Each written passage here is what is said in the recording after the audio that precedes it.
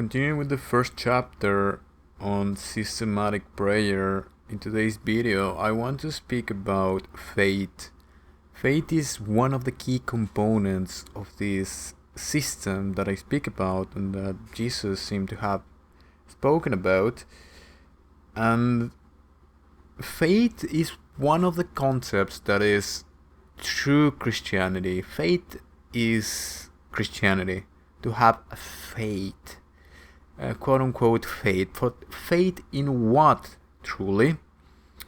Of course, the dogmatic Christianity, the narrative, the Christianity as we understand today, would argue that we must have a faith in Jesus and in God as some sort of quote-unquote belief, because Jesus did speak about belief and about believing, but we must ask ourselves, believe in what, really?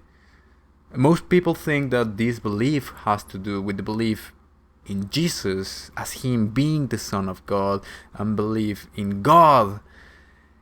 But Jesus never really said that.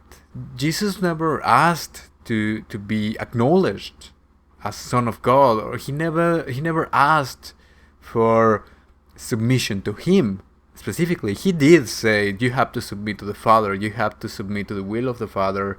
It's the Father was everything for him. But I will go into the Father on the next chapter. But regarding faith, to truly understand what faith really is, we must dissect it to the core. And for this video, I picked one of the passages that gives us a bit of a different outlook on faith. And it goes like this: "Therefore I tell you, whatever you ask for in prayer, believe that you have received it, and it will be yours." Mark 11:24. In this passage, Jesus does not speak about accepting him as a savior, or whether God can give something or not. The traditional argument is that we must prove ourselves to God for him to give us providence, and we must believe that he can give us things, and this is the test for us to believe whether he can give or not. And if we don't believe that he can give us something, or if we don't, and this is more problematic, if we don't deserve it because of our actions or something, then God will not give us anything. Yet Jesus never spoke about this. If we go straight into the words of Jesus, as I have been saying, and not into all the other texts and all the other people who thought they knew what they were talking about, if we go straight to the words of Jesus, here he is telling us, believe that you have already received it, and it will be yours. This sounds a lot like the New Age concepts of the law of attraction, where they say, oh, you have to visualize something and believe in it and act as if you already have it, and then the universe will give it to you, and something like that, right? I'm not gonna go into that here, but it seems that Jesus is suggesting something like that. So who do we believe? Do we believe Jesus, who is saying us just believe that you've already received? Do we believe the New Agers who say visualize and the universe will give it to you? Or do we believe the church, which says, oh, you have to comply to every little whim of a strange, childish God who has the profile of a narcissistic person? Who do we believe? How can we truly know what's actually happening? Well, one of the ways that I would suggest is that we dissect exactly what faith and what belief is in order to fully understand what we're speaking about. When we go into the core of what faith is, we realize that faith is belief. Jesus repeats all over his preachings, believe. He said to the child, to the kid who was possessed by a demon, "You people do not believe.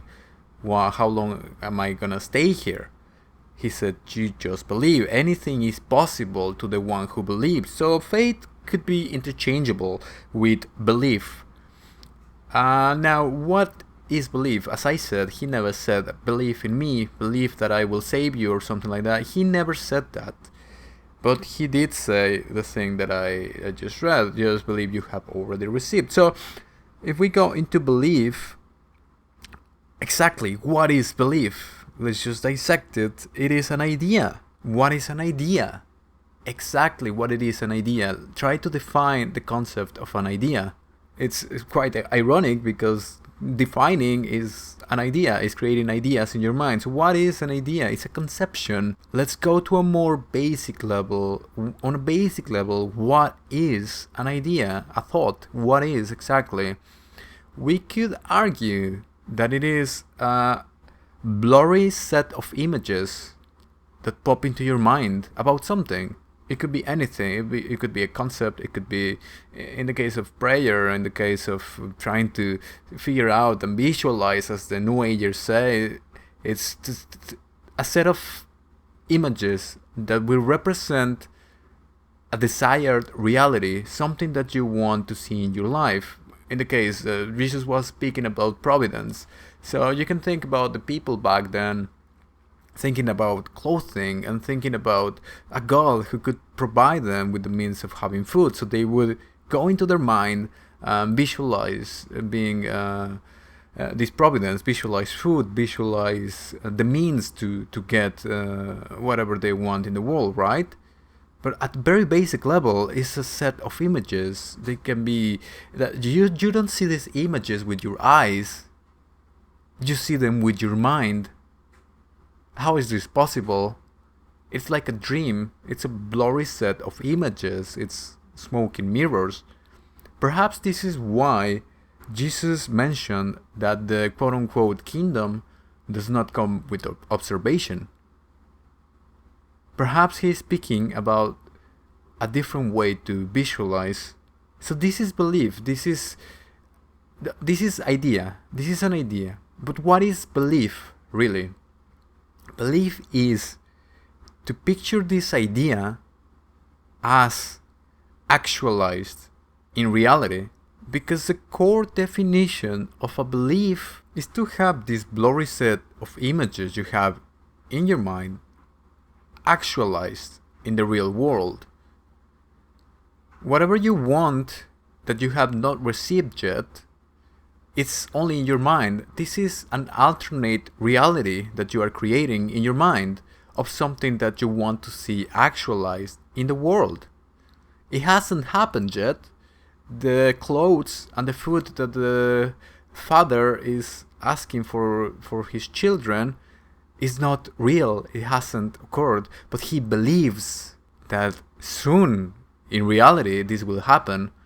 The father of the child who was possessed by demons, who was very sick and having convulsions, probably on epileptic seizures, he had to believe that his son was healthy. He had to create these images in his mind and wanting them to be actualized in the real world. At the core, this is what belief is truly about. It's about creating an alternate reality of what you want to see actualized in your current timeline, in your current reality. Perhaps Jesus is speaking about something more pragmatic that we believe. If we start thinking in these terms, we can see that quote-unquote prayer is actually some sort of system, because when Jesus tells us to pray for the things that we want, and prayer, it's exactly that. People who pray today, they pray for having a new job, or finding someone to love, or having someone close to them be healed if they are ill or they are going through a painful experience, whether emotional or physical. People pray to see things actualized in the real world. People pray out of a desire, out of a concept, a notion that they want to experience in the world.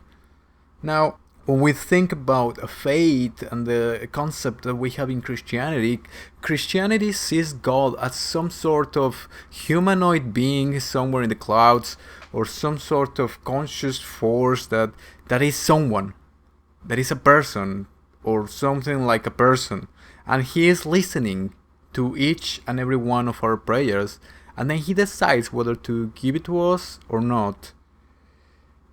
But wouldn't it make more sense that the same energy and the same intelligence that created all the structures of the bodies that we see, whether in animals, our bodies, our immune systems, our veins, our blood, our bones, the earth that we live in, the cycles, the sun, the universe itself, everything has a mathematical structure. Everything has a geometrical shape, everything has a purpose, everything works together as a system. Would it make sense that this intelligence, this quote-unquote God, would listen to each and every one of our prayers? Some people pray for very untranscendental things. Some people have in their mind, they can conjure all kinds of things in the recesses of their imaginations.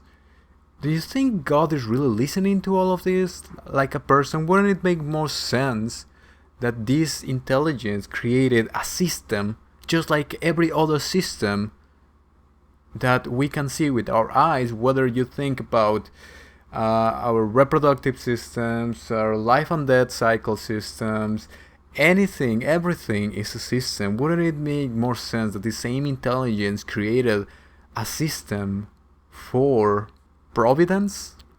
Perhaps this is exactly what Jesus speaks about when he says, believe that you have already received and it will be yours. If you're on the path of finding the truth about reality and our purpose as humans on Earth, the information that I have to share concerns you. After a lifetime of research in philosophies ranging from Buddhism to the occult, I've encountered themes and patterns along some baffling information that is beginning to be seriously studied by science. A Rational Divine Outline, The Ghost of Jesus, is the first iteration of this project, where I analyze the message of Jesus without dogmatism, fanaticism, or religious bias. You can find my work available on Amazon on the link below. If you find this work valuable, consider subscribing, sharing, and following me on social media, as it'll help others in the same path to find this information. Thank you for watching, and I'll see you next time.